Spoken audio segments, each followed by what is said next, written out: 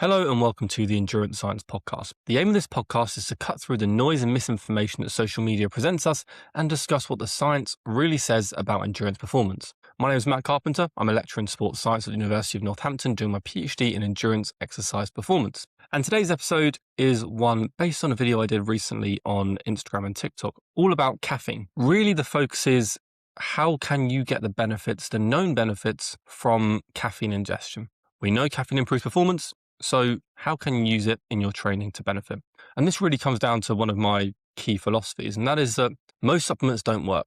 And so rather than inventing the wheel or constantly speculating about mechanisms with new supplements that almost definitely won't turn out to have real benefits in human trials, let's make sure we're getting the benefits of the things that we know can really improve endurance performance. And caffeine's a big one because although a lot of people consume caffeine, whether that's through coffees or through energy drinks, a lot of people maybe aren't getting the benefits they could get from caffeine. And so that is what this podcast is going to discuss. Caffeine is probably the most used performance enhancing substance in endurance sport. It's legal now, although I'll talk about a time when it wasn't. It's accessible, and just about every person I've spoken to within endurance has used it before in some capacity, whether that be through a caffeine tablet, pill, a coffee, energy drink, etc. Many people don't even think of it as a supplement. They'll just have their coffee before they go out on a run or a ride. And here's the thing, caffeine will likely improve performance at all doses, taken in a number of different ways. But if you really want to get the benefits from caffeine, well, you might want to do things a little bit differently. And so I'm going to talk about the nuances here of caffeine ingestion, when it's okay to just have a coffee or maybe an energy drink, and when you might want to standardize things a bit more. So in this episode, I'm going to take you through the full picture of caffeine, how caffeine works, the science behind it, the evidence for performance, what it actually does to your performance, how it improves your performance, and then the framework that I mentioned in my Instagram and TikTok video last week, which was my kind of caffeine mantra. That being, train with coffee, race with caffeine. Now, before I continue, I want to say, for those of you that don't like coffee, I've got your back as well. It's really just the idea of standardizing caffeine around your races, but not worrying too much about specific doses for training, while still getting benefits or getting the benefits from caffeine. So that's what we're going to talk about in this episode. So what is caffeine?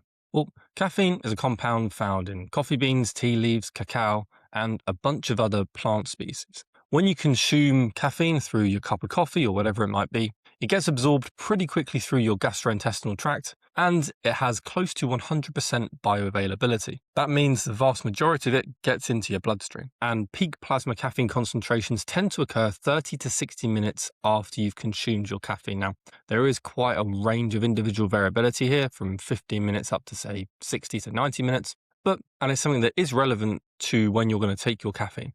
But for most people, if you take it 30 minutes before your exercise, you will at least be on the way to peak caffeine concentrations. And now the primary mechanism, the leading theory as to how caffeine can improve performance is through the adenosine receptor antagonism up in your brain. So caffeine crosses the blood-brain barrier pretty easily, and it's able to bind to adenosine receptors. And so adenosine itself is a neurotransmitter, and it accumulates during the day. Its role is essentially to promote drowsiness and fatigue as you get closer towards sleep. Now, caffeine is structurally almost identical to adenosine, and what that means is that it can bind to adenosine receptors without activating them. And so the adenosine activates those receptors, creates that feeling of drowsiness. Caffeine gets into those receptors, which stops adenosine doing the same thing. If you're stopping adenosine getting into those receptors, and instead caffeine's going in there, it's blocking the adenosine from doing its job being to make you feel fatigued, to make you feel drowsy. And so the result of that, borne out in research over and over again, is a reduction in perceived effort. So exercising at the same intensity feels easier, and you can therefore push a little bit harder. You also have increased alertness, increased motor drive, and a delay in fatigue. And so this is the central mechanism by which most people think caffeine improves performance. And we know we can get that effect with 3 to 6 milligrams per kilogram of caffeine. And so I would suggest to most people 3 times your body weight is what you can aim for. So for an 80 kilogram person, that's 240 milligrams of caffeine. And with that dose, you can be pretty confident you'll be getting those benefits I outlined. Now, there is some research looking at higher doses of caffeine, 7 to 8 milligrams per kilogram, and the fact that there may be other mechanisms at play when you go this high, looking at reductions in peripheral fatigue. Those mechanisms are to my knowledge, not as well borne out by research. And the higher the dose you go with caffeine, the increased chance there is of negative side effects, typically things like anxiousness that people sometimes get from caffeine consumption. I tend to suggest on the low end of the 3 to 6 milligram range in any case, and certainly not going above 6 milligrams per kilogram. And so if you go to higher doses, there may be an element of impact at the muscle itself, but really caffeine is all about how it impacts the brain. Now, there is a really important consideration when it comes to these doses, and that is the level of individual variation. One thing that's important to note is that caffeine's mainly metabolized in the liver and by a specific gene. Now, different variations in this gene will result in different rates or speeds of clearing that caffeine. And so different polymorphisms will result in either faster or slower caffeine metabolism. And so what you'll get as a result is both the good and the bad of, say, prolonged elevated caffeine. You might get prolonged performance benefits if you're metabolizing it slowly, but that also means that you may get some more of the negative side effects, that anxiety. On top of those different polymorphisms of that gene, we also know that hormonal factors can impact caffeine metabolism. So in 2025, Domasuski and his colleagues looked at individual variations between males and females when it comes to caffeine metabolism. And they found that women benefit from caffeine in a similar way to men, but there are much greater fluctuations in the pharmacokinetic picture. And so there are greater hormonal fluctuations and changes due to contraceptive use. And so as a result, it's important to not be overly prescriptive when it comes to things like caffeine. Some people have negative experiences with caffeine ingestion. If you do, well, don't take caffeine. You can perform just fine without it. And if it's not working well for you, you don't need to do anything crazy. It's not a must. No supplements are a must when it comes to endurance performance. But saying that, the evidence base for caffeine is very clear. And so if you aren't getting negative side effects from caffeine ingestion, well, then it's a good thing to include if you're looking to enhance your performance. Now, saying that, caffeine did used to be banned by the World Anti-Doping Agency, at least at a certain dose. So it feels weird saying this in 2026, but for 20 years between 1984 and 2004, caffeine was in the banned substances list. Now, this is quite a fun little story, but in the 1970s, there was research on caffeine coming out on its performance-enhancing effects. David Costill's lab is a bit of a legend in the sports science world. And in 1978, they demonstrated that caffeine could improve time trial performance. They found that time to exhaustion was about 20 minutes longer after consuming 330 milligrams of caffeine. And then in 1979, a follow-up study by Ivy et al. Showed similar, 20% increase in work completed over a 2-hour cycle. So very exciting, you say. Well, the World Anti-Doping Agency responded to this by banning it. So in 1984, it was added to the list of prohibited substances. But there was a caveat to this, because if you banned caffeine outright, then athletes wouldn't have been able to drink a coffee, a cup of tea, Coke, or even things like chocolate, which often have small amounts of caffeine in them. And so they set a threshold. And this was initially formalized in 1987 at 12 micrograms per milliliter of urine. The idea was that a normal dietary caffeine intake, which might be a cup or two of coffee, a cup of tea, etc., wouldn't push you over the line, but deliberate supplementation of caffeine would. On paper, it kind of makes sense, but in practice, it just didn't work. And the reason it didn't work was for the exact same reason that people respond differently to caffeine. It's these genetic variations that impact caffeine metabolism. And so one person could drink 3 cups of coffee and it's cleared in their system very quickly, doesn't get picked up at all in testing. Another person could drink the same 3 cups of coffee and still have elevated urinary caffeine levels hours later. And it's not just a genetic variation that can impact caffeine metabolism. Things like body composition, sex, hormonal status, hydration levels, all impact how quickly caffeine is metabolized and excreted. And so a blanket urinary threshold just didn't really work. And there wasn't a clear rationale. Why do I have a 3-component system to ban a substance? It has to be performance enhancing, it has to be against the spirit of the sport, whatever that means, and it has to pose a risk to health. If it meets 2 of those 3 criteria, they can ban it. Now, caffeine in high doses is dangerous, it can be lethal. However, at the doses that it was banned at, there wasn't really, to my knowledge at least, evidence for ill health. And on top of this, it destroyed a number of athletes' careers. The most well-known case probably was a pentathlete called Alex Watson at the 1988 Olympics, who tested positive for caffeine after competing and was therefore disqualified. And now he appealed against this and his appeal was accepted, creating this big debate around the role of caffeine being banned and whether a few extra cups of coffee should really be enough to end someone's Olympic campaign. And a similar thing happened about 15 years later. An athlete from Suriname named Letitia Vereesday in 2003 won gold in the 800 meters in the Pan American Games and was later disqualified and stripped of her gold medal for testing positive for caffeine. And so, as you can imagine, this caused uproar. And in the early 2000s, the consensus seemed to already be shifting around the role of caffeine as a banned substance. The World Anti-Doping Agency was formed in 1999. Before that, it was the International Olympic Committee that was deciding these things. And so, when WADA was concepted in 1999, it inherited caffeine, but was reviewing the list. And I mentioned those WADA criteria before.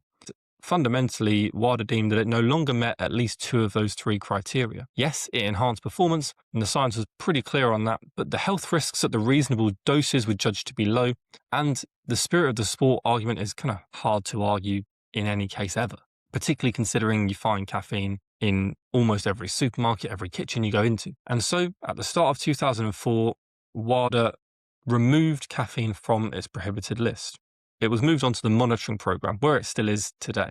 And so WADA continues to track urinary caffeine concentrations, but athletes don't face any penalties for it. What is an interesting side note here is that there was a study in 2011 that looked at caffeine concentrations in these urine tests before and after the ban.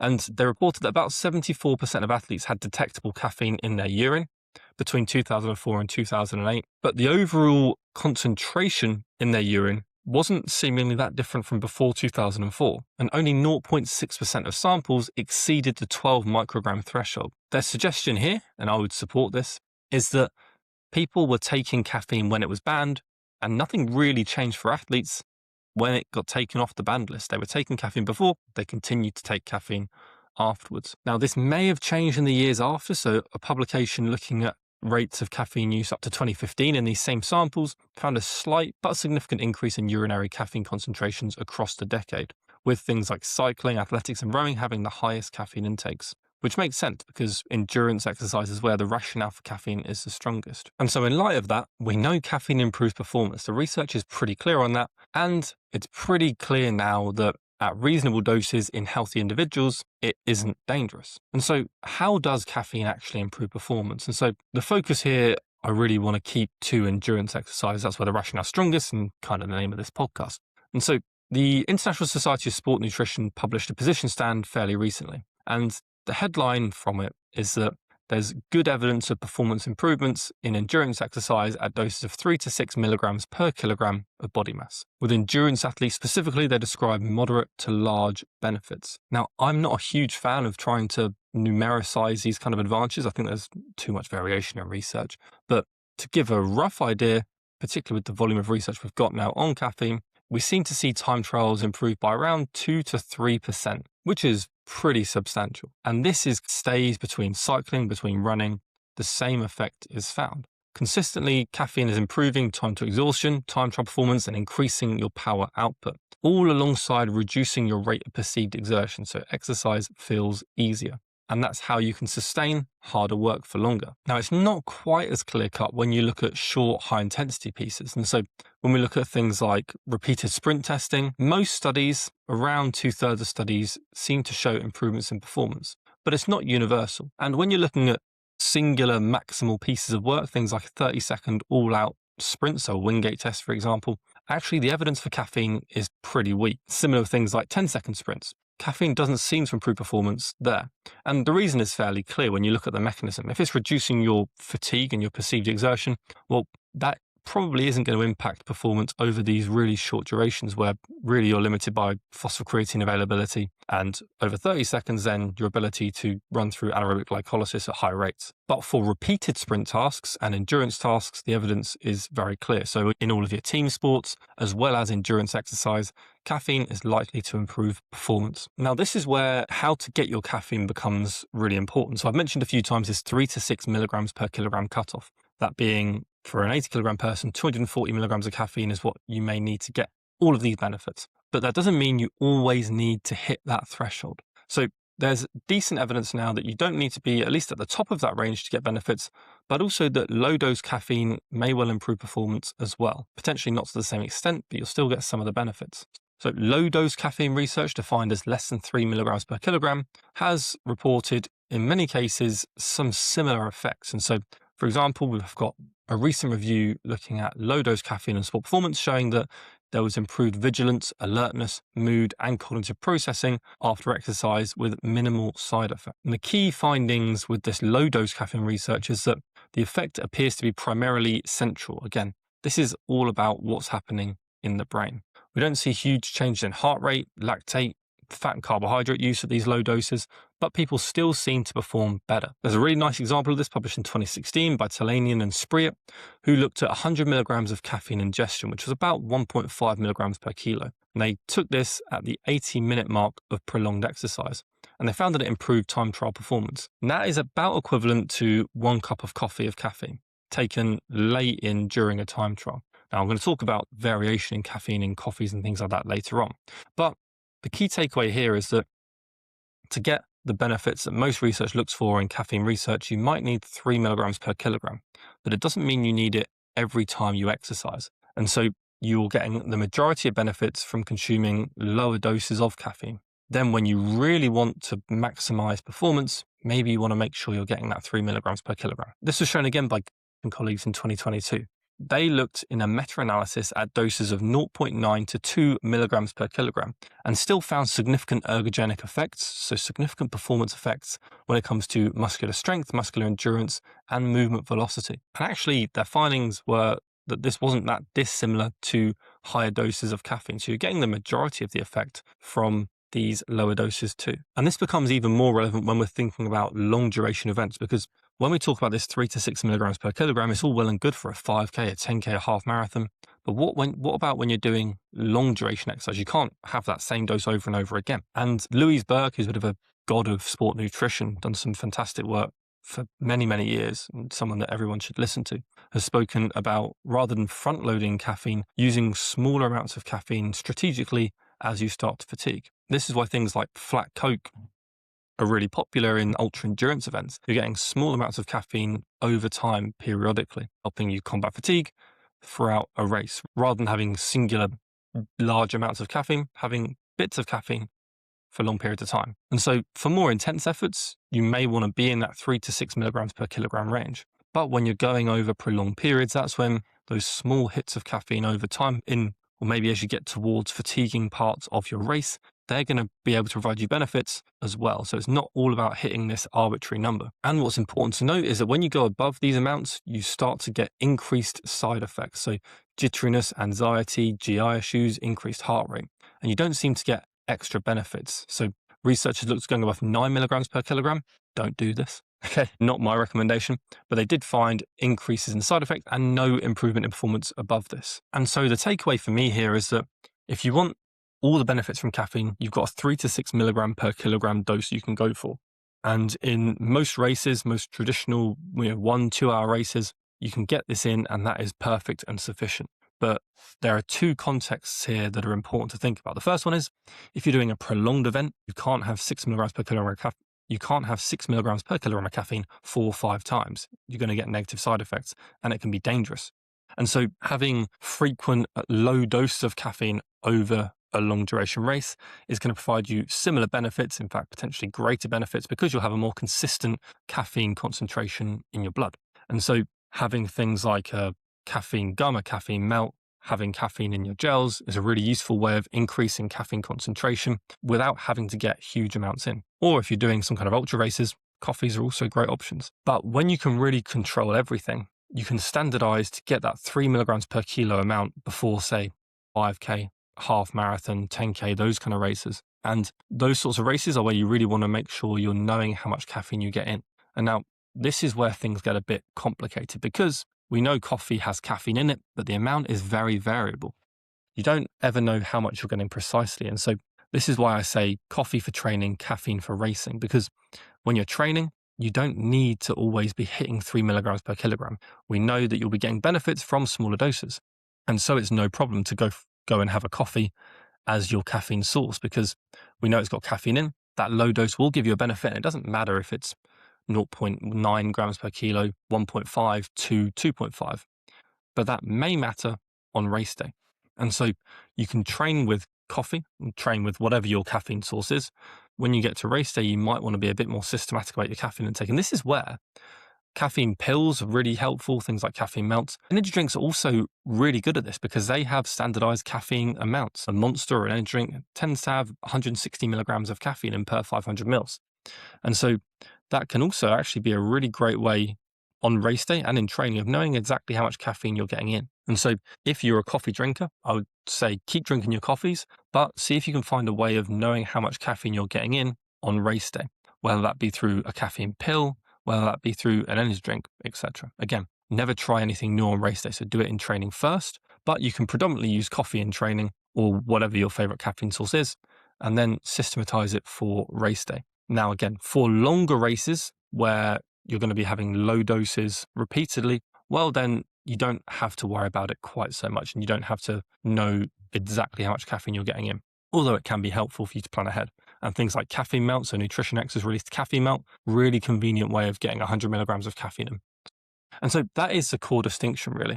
The coffee versus caffeine argument. And again, coffee can also include tea, could also include your energy drinks, however you want to get your caffeine in.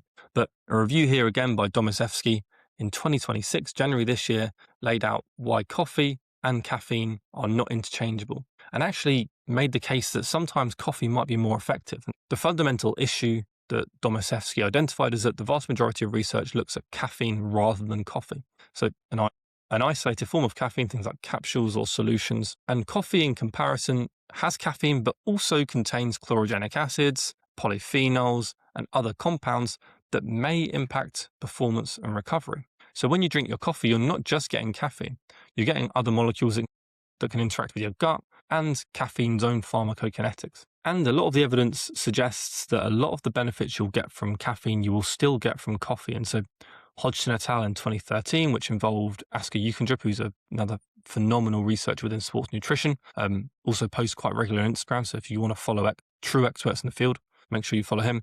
They compared the metabolic and performance effects of caffeine compared to coffee during endurance exercise and found comparable effects in time trial performance. But the key thing here is that results with coffee tend to be more variable. And some really interesting research here has sort of explained why.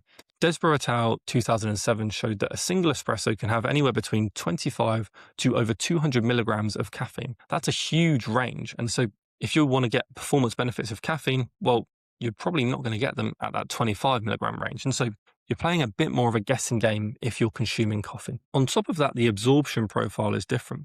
So Pickering and Gergich in 2020 in their paper outlined that when caffeine's consumed in coffee, peak plasma concentration tends to be slightly delayed and more variable compared to caffeine capsule ingestion. And so you don't seem to get quite as big a spike in caffeine and it's a little bit slower. And so there are some benefits to coffee beyond caffeine. So those other compounds it contains may support things like post-exercise glycogen resynthesis. But when you really want to isolate the effects of caffeine and when you really want to make sure you're getting those benefits, that's where you want a standardized amount.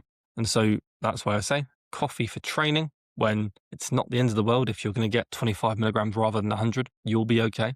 But that effect, which may be a 1.5% performance change, will matter come race day. The next question is, when should you take it? Majority of research on this looks at caffeine 60 minutes before exercise. And that's because for most people, it takes 30 to 60 minutes to reach peak caffeine concentrations. And now, again, this is always going to depend on the type of event you're doing. For short events, you want to make sure you're peaking right at the start.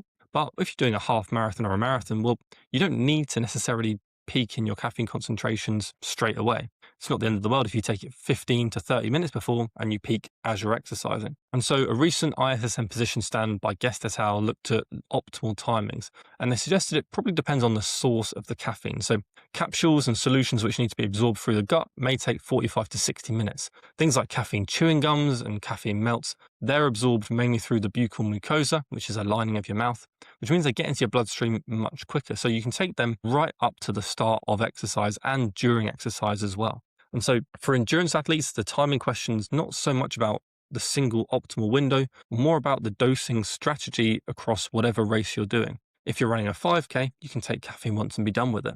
But if you're running a half marathon or a marathon, you want that caffeine to be in your blood in good concentrations when exercise is hard. It doesn't really matter if you've got lots of caffeine in your blood in the first 5K of a marathon where you're feeling great anyway. It really matters for the last 10, 15, 20K. And so taking some on the start of exercise, not a problem, but you want to make sure you're topping it up during through gels, chews, or caffeinated drinks. But there's one important consideration here. The half-life of caffeine is 5 to 6 hours in most people. People that metabolize it slowly, it can be even longer. And so if you're exercising in the evenings, then I'd really think carefully about consuming caffeine too close to exercise. So this is mainly for training. The odd race here and there, obviously, if you're going to have a bad night's sleep, you're going to have a bad night's sleep. But consistent caffeine ingestion in the evening will impact sleep, particularly if you're metabolizing it slowly. It can even impact sleep if you take it in the sort of mid to late afternoon. And that will therefore impact recovery and therefore impact performance. And so you can be strategic about the sessions you do and don't have caffeine for. Maybe have caffeine for your morning sessions and try and refrain from it a bit for your afternoon or evening sessions. And so to summarize, like I mentioned, my framework is train with coffee, race with caffeine. But what that really means is don't worry about exactly how much caffeine you're getting in around training. Be sensible with it. Don't take it too late in the day. If you're training at 7 o'clock, don't take your caffeine at 6 or half 6. In fact, probably don't take any caffeine at all. If you're training in the morning, that's when you can have your energy drink, have your coffee, have your tea, whatever it might be.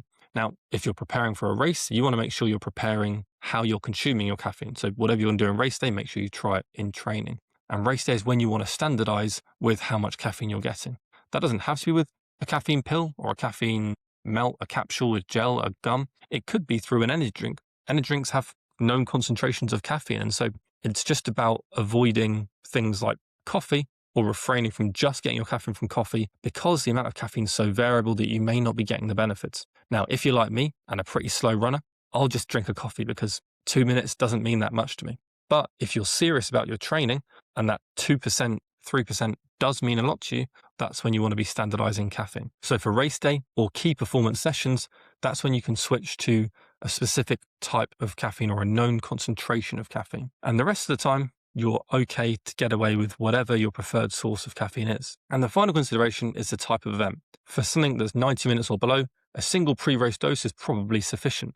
For longer events, so half marathons above 1 hour 30 and marathons and above, a divided strategy with moderate doses before and lower doses during may make more sense, and to me make a lot more sense from a performance perspective. And finally, make sure you track sleep. And if you're noticing changes in your sleep quality during training, then you can reduce caffeine consumption or try and front load caffeine to the start of the day. And so we know caffeine improves performance, but there is one final caveat, and that is that people respond differently. There are some people that get severe GI issues, anxiety, and jitteriness from caffeine consumption. If that's you, that's okay. You don't have to take caffeine. Individual differences are very real in caffeine research. Some people get clear, reliable performance improvements. Others get seemingly minimal benefits. And some people even perform worse because of those negative side effects. On top of that, women are systematically underrepresented in caffeine research. And so although they seem to respond in a similar way to men, there is more variation due to hormonal changes throughout the cycle. And things like oral contraceptives can slow down caffeine clearance, which might mean it has a more substantial impact on things like sleep. And so if you currently don't consume any caffeine, that's fine. You might want to try and add it in for races. You don't have to use caffeine around training. If you already use it, great. Maybe try and be more systematic when it comes to race day. And that is really how I see caffeine. Again, for me, what I really want to get from this podcast, and I'll talk about fun new studies and new supplements when they come along. But the most important thing for most athletes out there is not to try something new and find the new magic pill that's going to improve performance. It's to find what works and do it better. And caffeine's one of those. And so caffeine is one of the most powerful legal ergogenic aids available to athletes. The science is pretty clear on how it works and the fact that it does work. Now, coffee and caffeine supplements both have a place, but aren't interchangeable. Coffee is very practical, well tolerated, and may come with extra compounds that promote health and performance. Isolated caffeine or known concentrations of caffeine may be better for those specific endurance performance events. But as always, test everything in training before you get to race day. I hope you found this interesting. Thank you very much for listening. Next week, I'm going to be talking about the science of exogenous ketones and ketone esters. Reason being that tomorrow I'll be presenting one of my PhD studies looking at the impact of ketones on performance. So listen out for that. If you've got any feedback on these, I would love to hear them. As always, really enjoying these podcasts. This is number 10, and I'm really enjoying the responses they're getting and the extra research that goes into making them compared to shorter form stuff. So thank you very much for listening, and I'll see you all next week.